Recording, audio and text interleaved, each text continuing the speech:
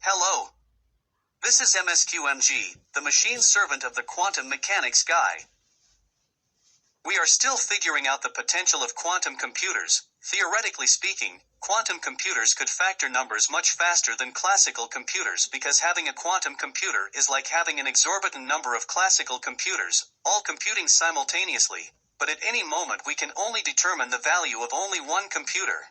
This theoretical quantum computer could help create safer security codes because those codes are as secure as the computing power used to create them. Also, quantum computers in theory could do other amazing tasks that in theory would be impossible for classical computers. However, not every difficult task with a classical computer necessarily implies that a quantum computer can do it better. Specifically, there are only certain tasks in theory that would be impossible with a classical computer by the very nature of classical mechanics.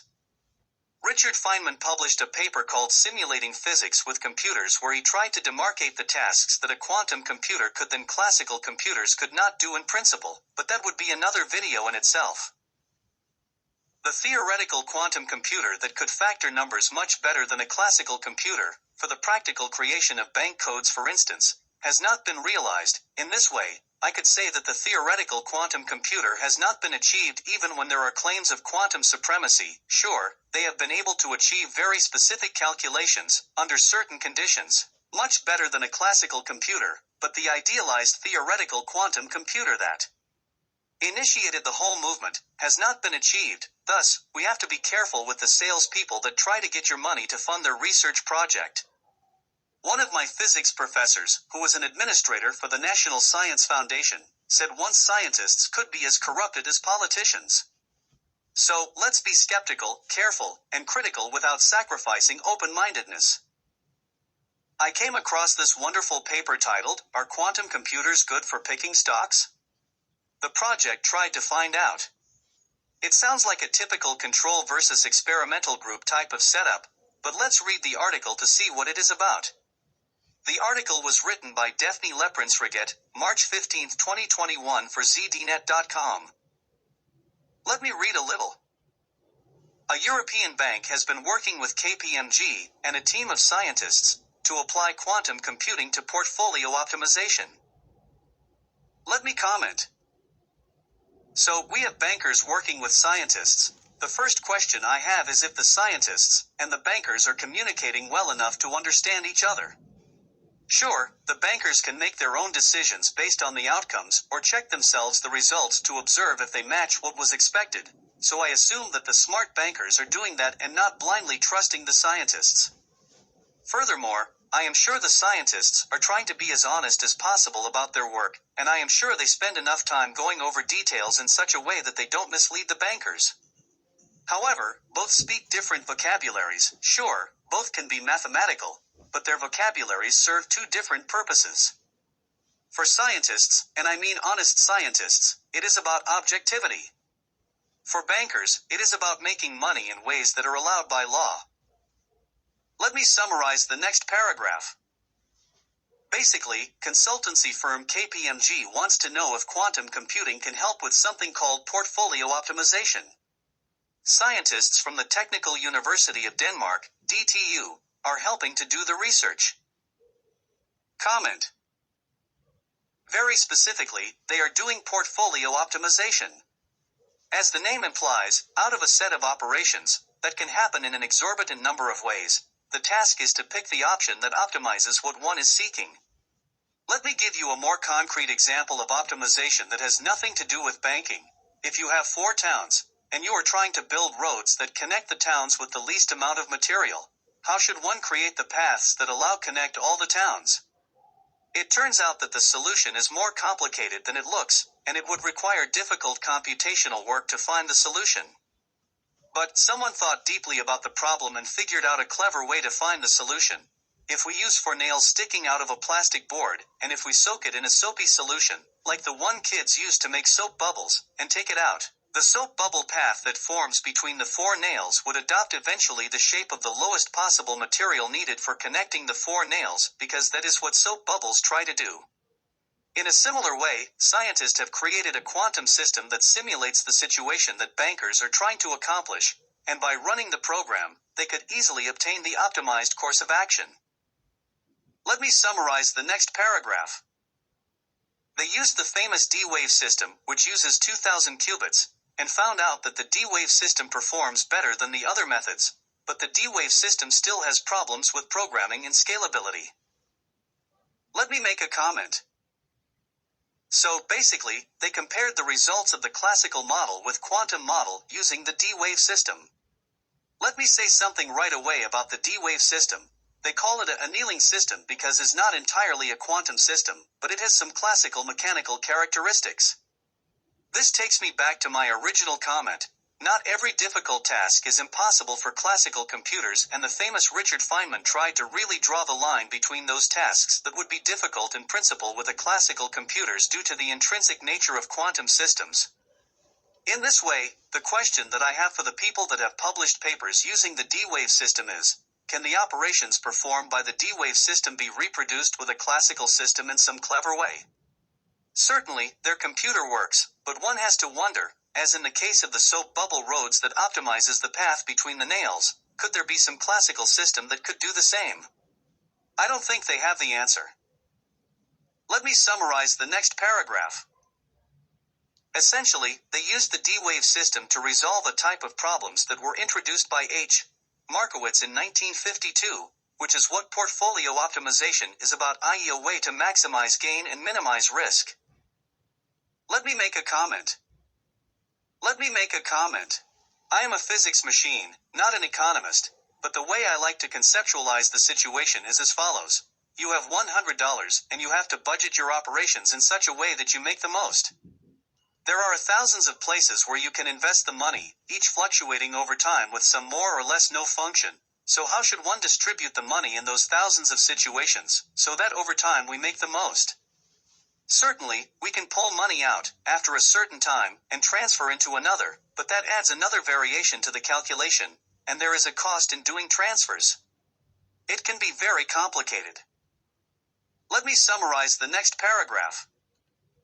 As the number of assets in a given portfolio increase, the calculations ordinarily get more difficult because they require an exponential growth in time, which makes hard to solve by ordinary means for a large number of assets. However, for quantum computers have the advantage of in theory, because of the nature of quantum systems. Let me make a comment. This is analogous to what was specified by Feynman in his paper. As the situations get more complicated, the number of components required in a classical computer would also have to grow exponentially. In other words, one could solve those problems where theoretical quantum computers excel by increasing the number of computer component, but it turns out that one could run out of matter in the universe to add more components to a classical computer to perform what the idealized theoretical quantum computer could do. So, if you have the imagination to conceive this situation, you could imagine that there are multiple worlds that the quantum computer relies on in order to perform what classical computers could not do. All the extra components needed to carry out the amazing calculations of the idealized theoretical quantum computer pop into existence, one at a time, when the results from an idealized theoretical quantum computer are measurement. Let me summarize the next paragraph. Basically, it is saying that quantum computers are far from the idealized theoretical quantum computer, but maybe someday, that could be realized and actually solve portfolio optimization problems very quickly, which is one reason for pursuing quantum computers. Let me make a comment. Sure, in principle, the idealized theoretical quantum computer could run through all the possibilities involved in calculating the best course of action to maximize gain and minimize the risk, as if multiple worlds are working in parallel, in small space, with a few components, better than it would have taken a classical computer that is, in a manner of speaking, one world and where all those extra parallel worlds of the quantum computer have to actually be, implying that such a classical computer would have to have an extraordinary number of components that we could not achieve in practice. Sounds great on paper, but that is the general goal to be achieved with a quantum computer which has not been achieved satisfactorily. But certainly small steps are being taken, and this paper claims to have taken one of those small steps. Let's keep reading. Let me summarize the next paragraph. The DTU researchers figure out how to translate Markowitz model into a quantum system, which is called quadratic unconstrained binary optimization. Let me make a comment. In quantum physics, all the information about the system under consideration can be written with something called a Lagrangian.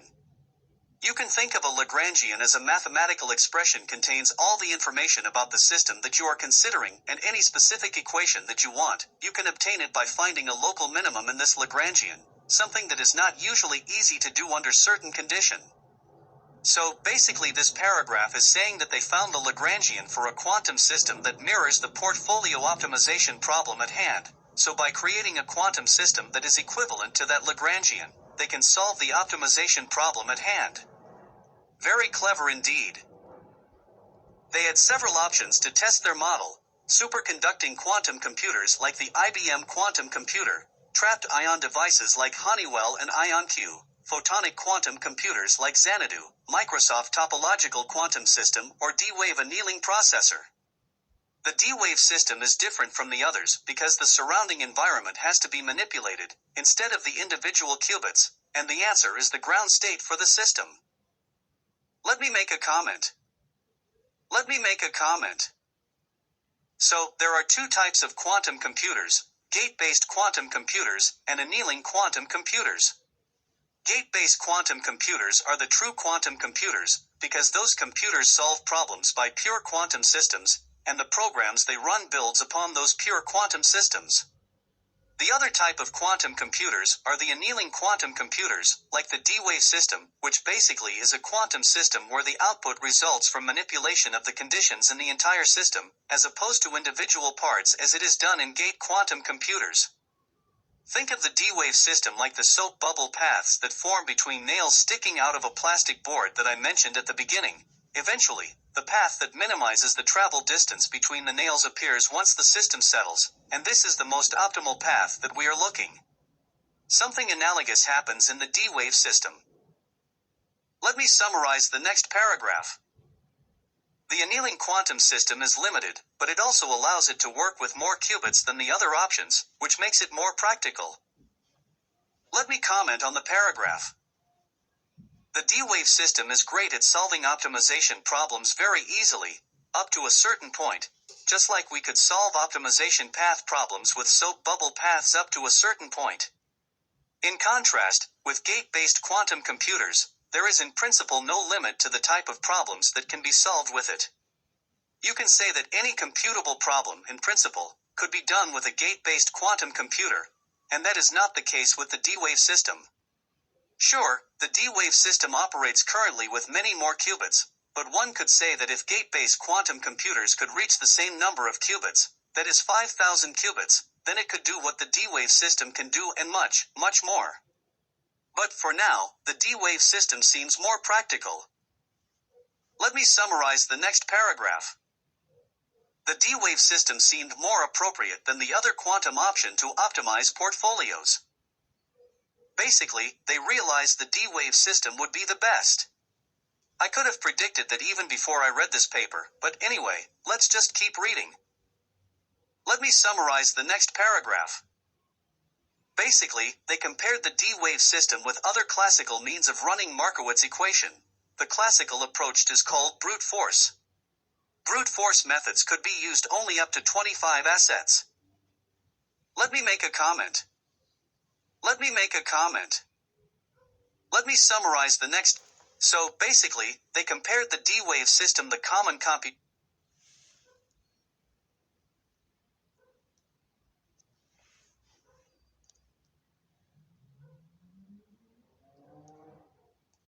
Let me make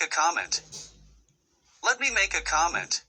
So, basically, they compared the D-Wave system with the common computational tools used to optimize portfolios, which obviously have a limit. Now, I can be skeptical the comparison seems arbitrary to me. How come they did not try to look for some classical system, like soap bubble paths, or some other clever way, that simulates the situation? Remember that Feynman tried to look for the limits of classical computers simulating quantum systems. The question is the optimization of portfolios, given the Lagrangian that I introduced earlier, not realizable by classical means in principle? Think about this. The optimization path problem, involving 4 locations, that I mentioned at the beginning, is difficult to compute on regular computers. However, it is not a problem to solve with soap bubble paths. Thus, there is a classical solution to that particular problem. So, I wonder, why the scientists did not try to look for other classical systems that could be built instead of comparing it to the tools that people in the field of finances already use.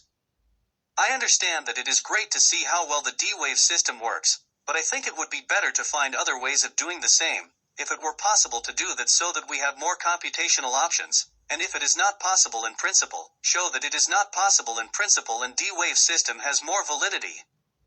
I must confess that I asked this question to some of the researchers using the D-Wave system, and they passed my question. I am not saying that they are hiding something. I am saying that it is a difficult question to answer, and is not a practical question, but it is a wonderful physics question which goes beyond the scope of the researchers involved. Maybe there is room for a paper to be published on that question. Let me summarize the next 2 paragraphs. The results show that the quality of results in the D-Wave system was as good as the quality by brute force. However, the D-Wave was better for a larger number of assets. After 15 assets, the D-Wave system was much faster than brute force. Let me comment on the 2 paragraphs. Not surprising, the D-Wave was faster as the complexity increased. Notice how the writer says becoming intractable for the classical computer. In reality, the writer is talking about a specific type of classical computer, not classical computers in general. Again, I wish that had been the goal of this scientists, show that there is no way for any classical computer to be able to do it, if that were indeed the case, but that is not what the scientists were doing. Let me summarize the next paragraph. To benchmark the performance of the D-Wave system for more than 25 assets, the D-Wave results were compared with simulated annealing. But the D-Wave showed high-quality results compared to the simulated annealing. How about speed comparison? Let me comment. It seems that they try to simulate the D-Wave processor with a simulation which one could say is classical. It seems like the D-Wave processor obtains something comparable to the simulation, so why not go for the simulation? Is there a way to improve the simulation? Now, it is getting interesting. Let me summarize the next paragraph. The researchers warn against hasty conclusions. Let me comment. Let me read it. Yeah, it is a hasty conclusion to say the experiment suggests that quantum annealing might show a computational advantage over classical devices, because they are comparing the D-Wave processor with very specific classical devices, when it seems like the simulated annealing performed kind of like the D-Wave processor, and I wonder if there is room for improvement. For small-sized problems, the D-Wave quantum annealer is indeed competitive, as it offers a speed-up and solutions of high quality, he tells ZDNet. That said, I believe that the study is premature for making any claims about an actual quantum advantage, and I would refrain from doing that. That would require a more rigorous comparison between D-Wave and classical methods, and using the best possible classical computational resources, which was far beyond the scope of the project. Let me comment. Ulrich Buskhoff is being honest. You cannot say that there was really a quantum advantage because there could be classical systems that could do the same, maybe, and if there are not, then that should have been the focus of their research, which makes me wonder what was the goal with this comparison. I can tell you that I could not find any citation from a peer-reviewed journal, or even a repository like AR14 to read more about what they did. I am not saying that their comparison is phony. I am saying that it does not seem like their pursuit was really scientific research, but merely a public demonstration of the D-Wave system. As the portfolio size was increased, a degradation in the quality of the solutions found by quantum annealing was indeed observed, says Hoff. But after optimization, the solutions were still competitive, and were more often than not able to beat simulated annealing. Let me comment. Also, there seems to be a limit in the D-Wave system, just like there is a coherence problem in gate-based quantum systems. As the number of qubits needed to perform a computation increases, the quality in the results diminishes. But the D-Wave system performed better than the other traditional classical ways of optimizing portfolios. Let me summarize the next paragraph. The industry is still in its infancy, because it has to learn to translate problems into a quantum system. Let me comment. So, there is a problem programming the device. It is not like using Mathematica, where you can just plug in the problem and Mathematica just gives you the solution provided you entered the correct parameters. I have to say that this is a general problem with quantum computing. There are new journals that are coming up that are going to focus on quantum computing because there is so much work ahead in trying to do even simple well-known tasks with a quantum computer.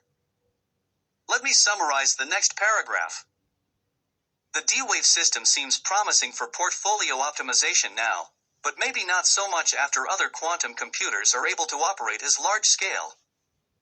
Let me comment. Correct. Once gate-based quantum computers can run with a few thousand workable qubits, they could do what the D-Wave system does and much more. Let me summarize the next paragraph. D-Wave is worth investigating as a quantum tool. Let me comment. The D-Wave system works, and it can do many practical problems now. I am sure that there are so many other areas where the D-Wave system could be the best option. I can tell you that the D-Wave system is looking promising in other areas, such as in the simulation of some chemical reactions. Certainly, it is worth investigating, for the sake of open-mindedness other optimization situation where the D-Wave system could be used. The D-Wave system is ready to be used and deserves to be investigated. But my opinion is that other classical systems could be investigated that could outperform traditional methods of computing because not just quantum computing methods are complex. Furthermore, clever classical systems could simulate partially some of the things that quantum computers can do, and they usually don't break apart as easily as quantum systems. Obviously, there is a limit to classical systems, but I don't think is clear the limits of classical systems, although we know that quantum systems can't be simulated with classical systems. There are others that are experimenting with the D-Wave system. For example, pharmaceutical companies such as GlaxoSmithKline, which are using the D-Wave system to sequence gene expression. Let me comment. What did we learn? We have to be careful with any extraordinary claims for any quantum device. It is not clear yet how far quantum computers can get. Could quantum computers be a fiasco? Who knows? We know that at least we have new tools to solve more real-world problems.